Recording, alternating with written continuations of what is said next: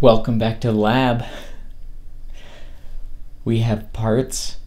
I have everything that we'll need to assemble our UPS prototype. We have parts from Mouser and DigiKey. We have PCBs from JLC PCB. And I feel like we have a little bit of luck. Let's dive in.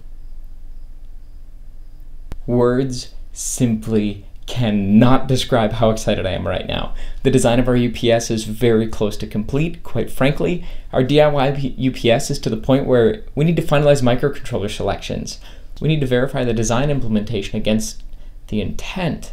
This is absolutely incredible. After a few short months, just a little bit of time, a little bit of chipping away at the larger architecture, and a lot of analysis, I think it's time to build some stuff. I think this design is ready to see the light of day. What first? Where to start?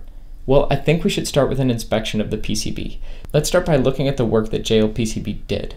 While I'm getting things out of the box, let's chat about the ordering process. I know I was just singing high praises a few short days ago, but things change, and I have a gripe now. My gripe is with their multiple designs charge.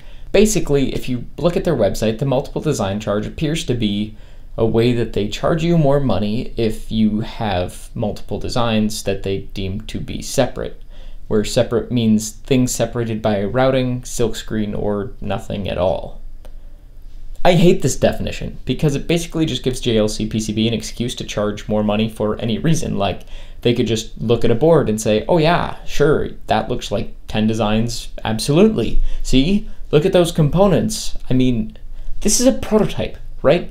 I'm pulling chunks of designs from all over the place and we're slapping them together. One could argue that every switch mode power supply is a separate design. Every isolation region will look like a separate design, so at any rate, they decided that our board had 3 unique designs, which perplexed me. There are 4 boards that can be cut away from one another that are clearly different, but whatever.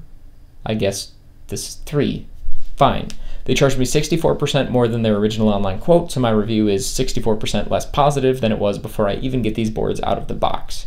To be fair, this is better than all PCB's $100 to $600 crap that we experienced with their assembly service, but still, it just makes me angry when they try to tack on more. I have routed slots for isolation, so they already need to do internal routing on the board. What makes internal routing in one place any harder than internal routing anywhere else? I think that the charge likely applied to this board due to the quantity of internal routing I requested, which is fine, I guess, but I'm feeling pretty meh about this order so far.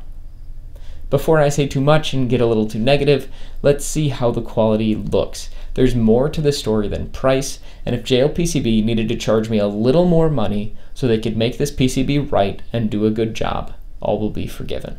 I mean, $60 for 5 boards of this size delivered in 5 business days, even if it's only 2 layers.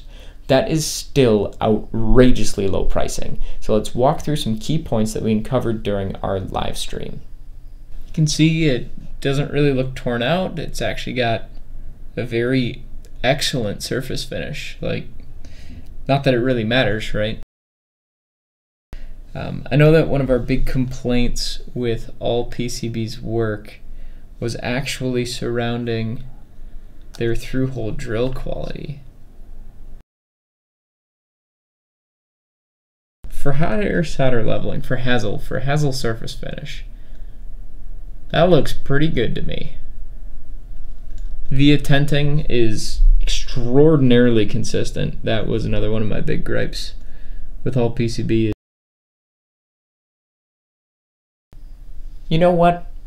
That wasn't so bad after all. The boards arrived clean, the drill quality is respectable, the copper is there, everything looks really great, actually.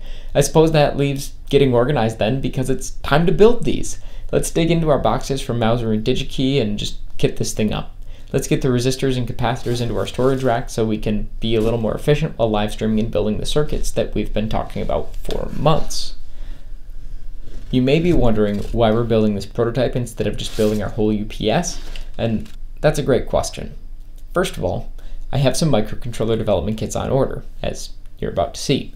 This will allow us to test out the new inverter microcontroller with the initial inverter prototype. Our plan is to use that prototype to test the new inverter control loop without needing to lock down the whole daughter card design first. We can just play around with the micro a little bit. Anyways, I'm getting off topic. We're not building the whole UPS right now because I know that'll be expensive.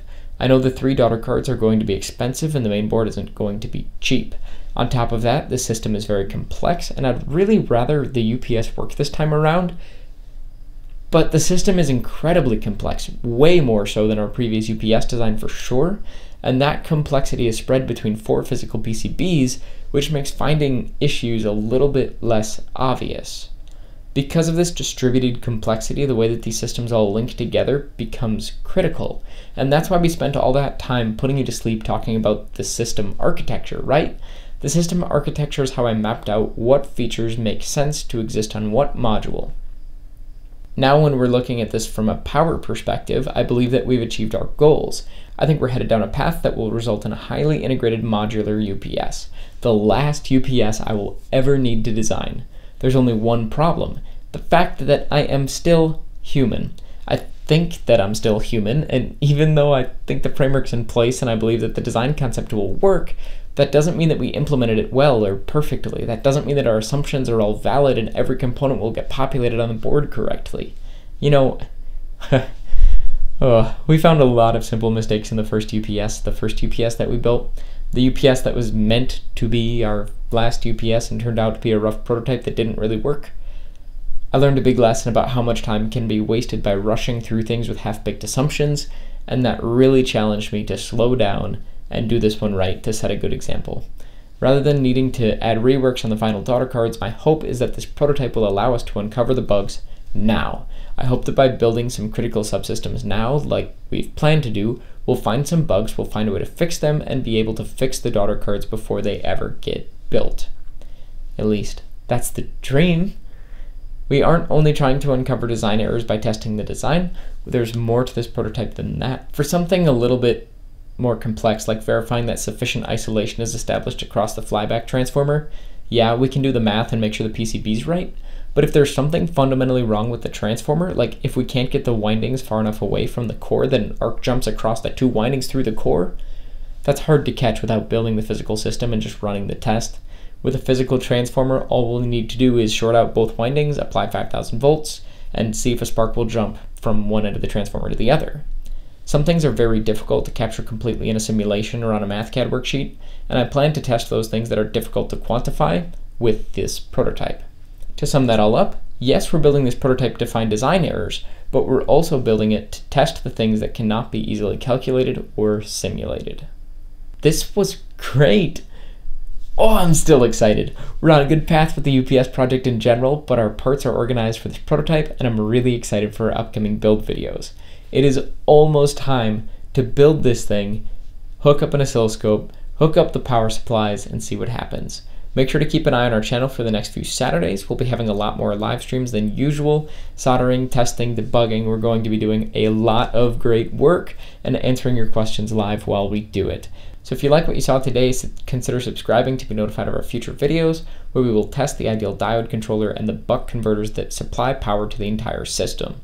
If you want to support the channel, consider checking out where to buy the products that we featured today through our Amazon affiliate links in the description. It really helps us out a lot. Thank you. I think that this prototype will be great, and I can't wait to tear into this more. If you're excited, let me know by hitting the like button on this video and leaving a comment letting us know what you enjoyed. Most of all, I hope that you learned something great today, and I hope to see you again soon. Thanks for watching EE for everyone, and thank you for staying till the end. Bye!